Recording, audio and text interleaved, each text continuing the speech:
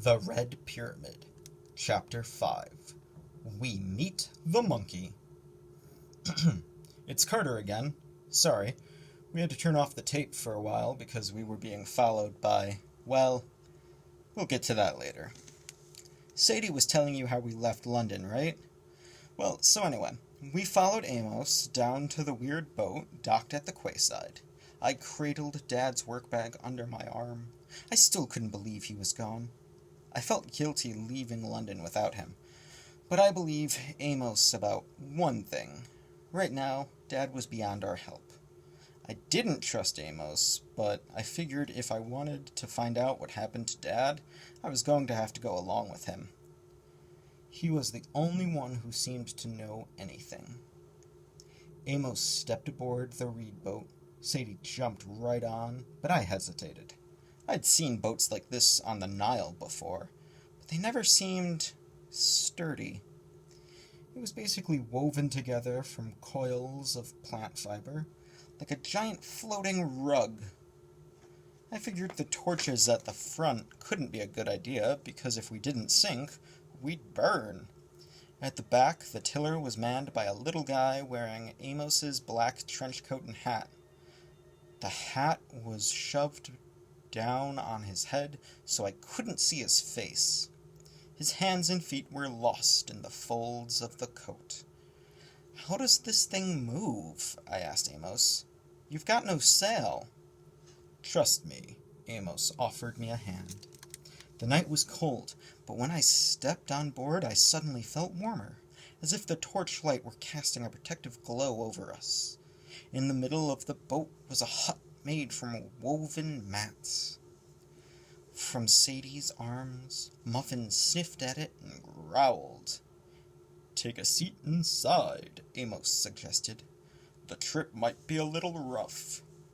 "I'll stand, thanks." Sadie nodded at the little guy in the back. "Who's your driver?" Amos acted as if he hadn't heard the question. "Hang on, everyone." He nodded to the steersman, and the boat lurched forward. The feeling was hard to describe. You know that tingle in the pit of your stomach when you're on a roller coaster and it goes into free fall? It was kind of like that, except we weren't falling, and the feeling just didn't go away. The boat moved with astounding speed. The lights of the city blurred. Then they were swallowed in a thick fog. Strange sounds echoed in the dark, slithering and hissing, distant screams, voices whispering in languages I didn't understand. The tingling turned to nausea.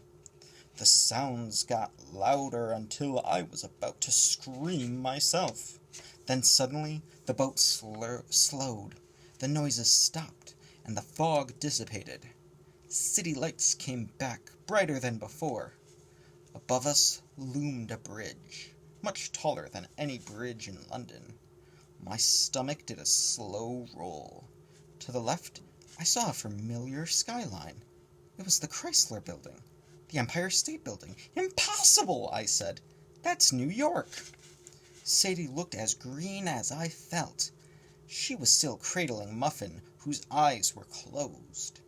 The cat seemed to be purring. "It can't be," Sadie said. "We only traveled a few minutes." And yet, here we were, sailing up the East River, right under the Williamsburg Bridge. We glided to a stop next to a small dock on the Brooklyn side of the river.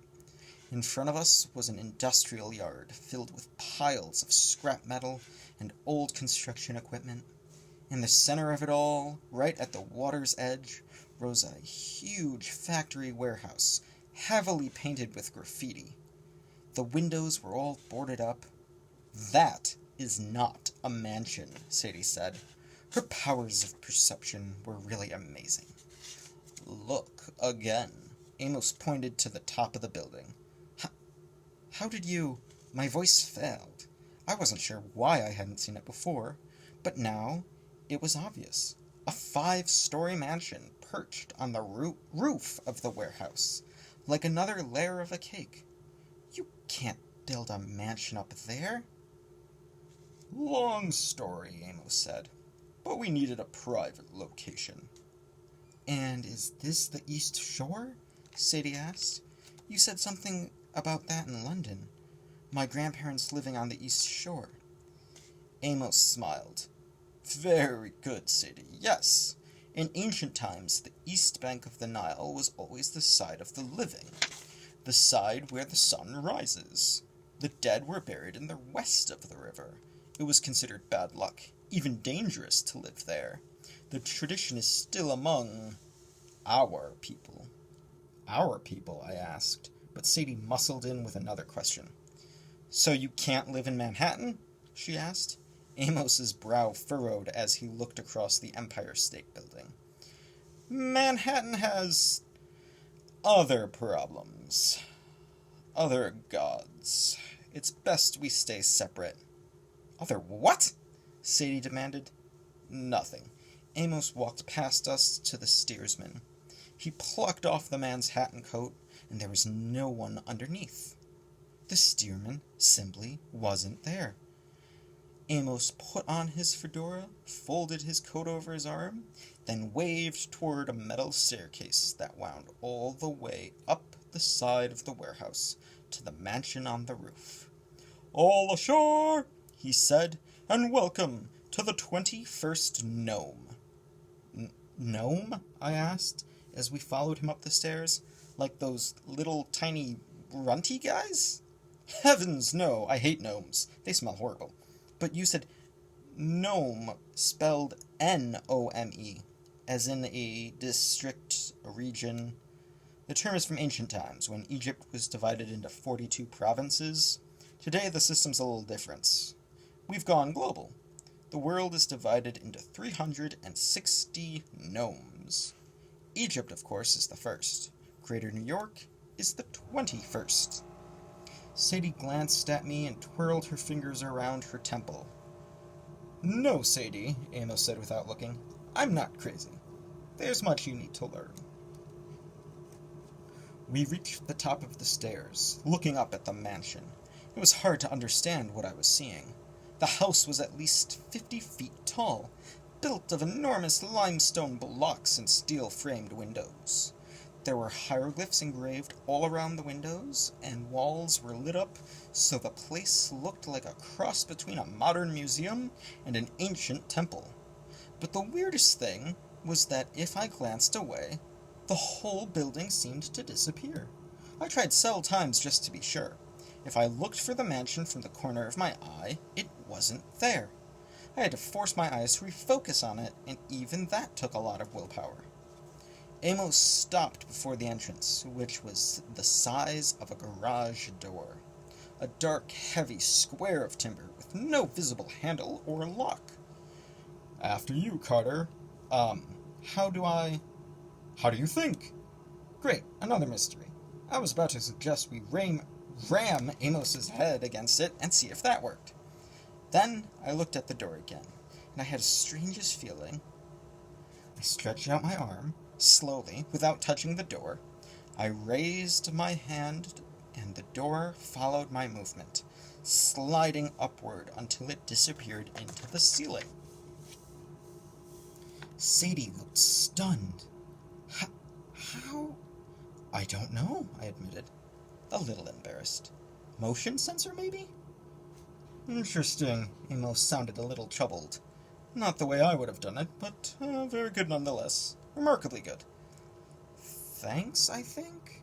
Sadie tried to go inside first, but as soon as she stepped on the threshold, Muffin wailed and almost clawed her way out of Sadie's arms.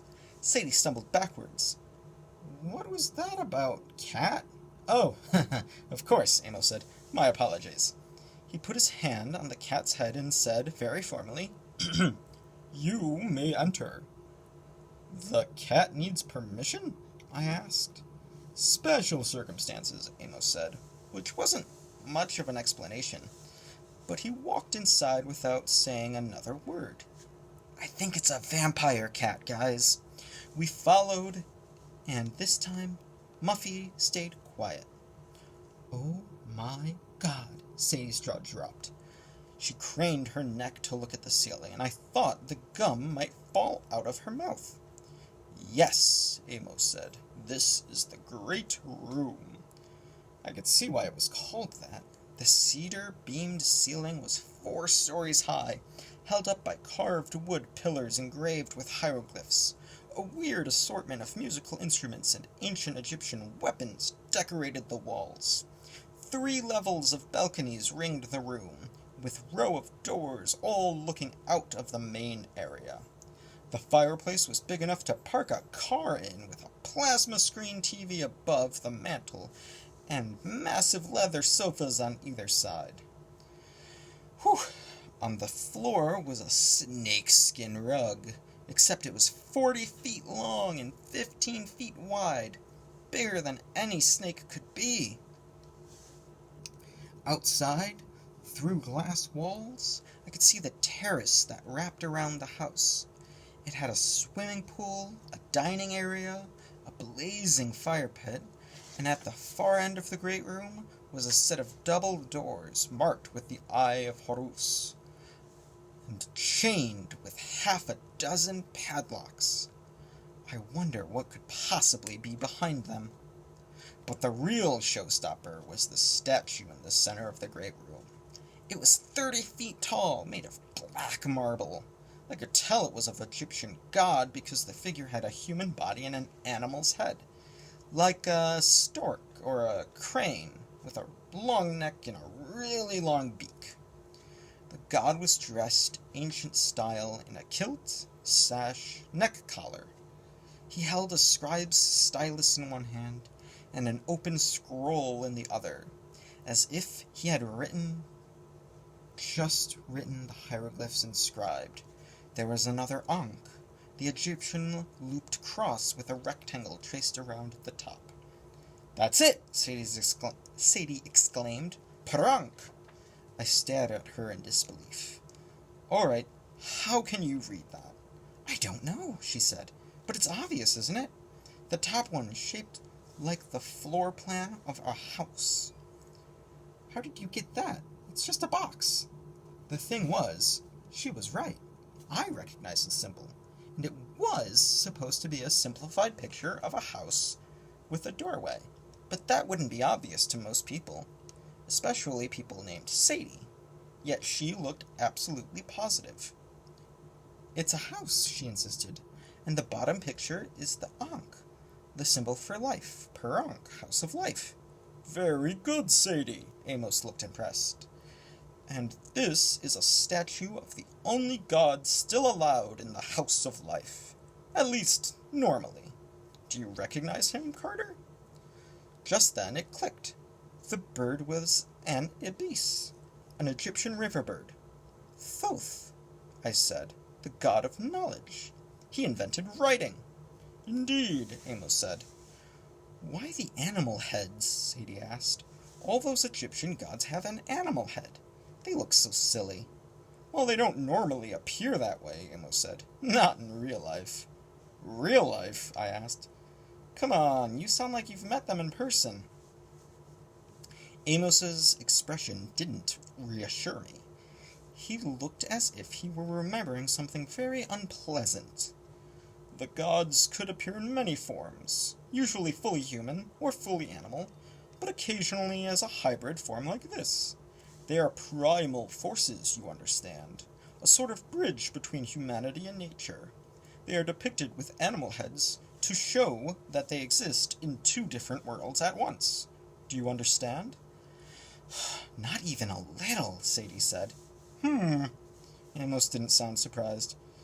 "Yes, we have much training to do. At any rate, the god before you, Thoth, founded the House of Life, for which this mansion is the regional headquarters. Or at least it used to be.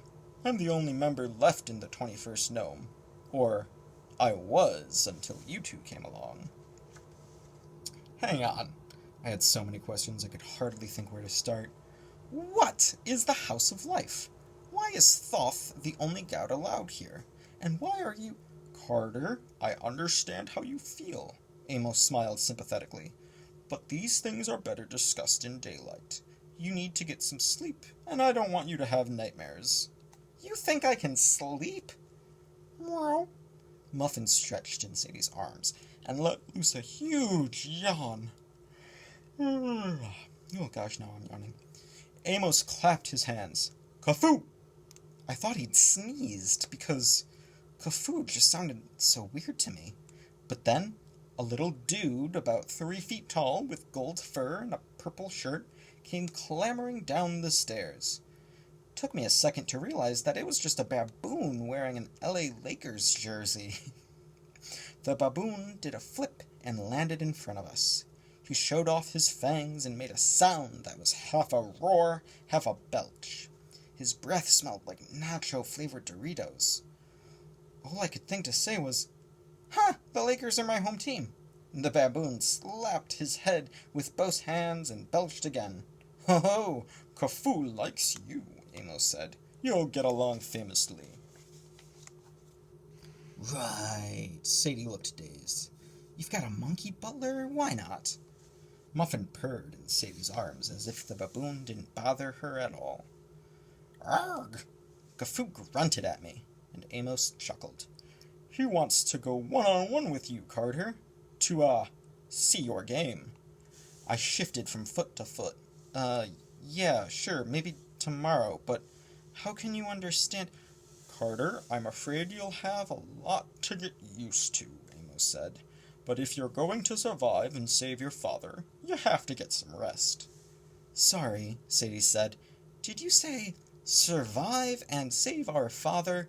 Could you, by any chance, expand on that? Tomorrow, Amos said. We'll begin your orientation in the morning. Kafoo! Show them to their rooms, please. Ach! Ach! The baboon grunted.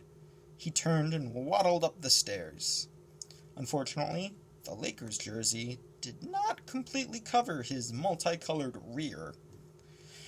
We were about to follow when Amos said, Carter, the work bag, please. It's best if I lock it in the library.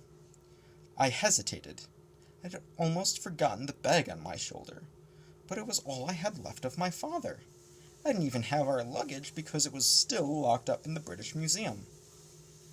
Honestly, I'd been surprised that the police hadn't taken the work bag too, but none of them seemed to notice it. You'll get it back, Amos promised, when the time is right. He asked nicely enough, but something in his eyes told me that I really didn't have a choice. I handed over the bag. Amos took it gingerly, as if it were full of explosives. See you in the morning. He turned and strode up the chained-up door. They unlatched themselves and opened just enough for Amos to slip through without showing us what was on the other side. And then the chains locked again behind him. I looked at Sadie, unsure what to do. Staying by ourselves in the great room with the creepy statue of Thoth didn't seem like much fun, so we followed Kafoo up the stairs. Sadie and I got adjoining rooms on the 3rd floor, and I've got to admit, they were way cooler than any place I've stayed before. I had my own kitchenette, fully stocked with my favorite snacks, ginger ale. No, Sadie, it's not an old person soda. Be quiet. Twix, Skittles. It seemed impossible. How did Amos know what I liked? The TV, computer, stereo system were totally high-tech. The bathroom was stocked with my regular brand of toothpaste, deodorant, everything. The king-sized bed was awesome, too, though the pillow was a little strange. Instead of a cloth pillow, it was an ivory headrest with an headrest like I'd seen in Egyptian tombs. It was decorated with lions and, of course, more hieroglyphs. The room even had a desk that looked out on New York's harbor. The views of Manhattan and the Statue of Liberty in the distance. But the sliding glass doors were locked shut somehow.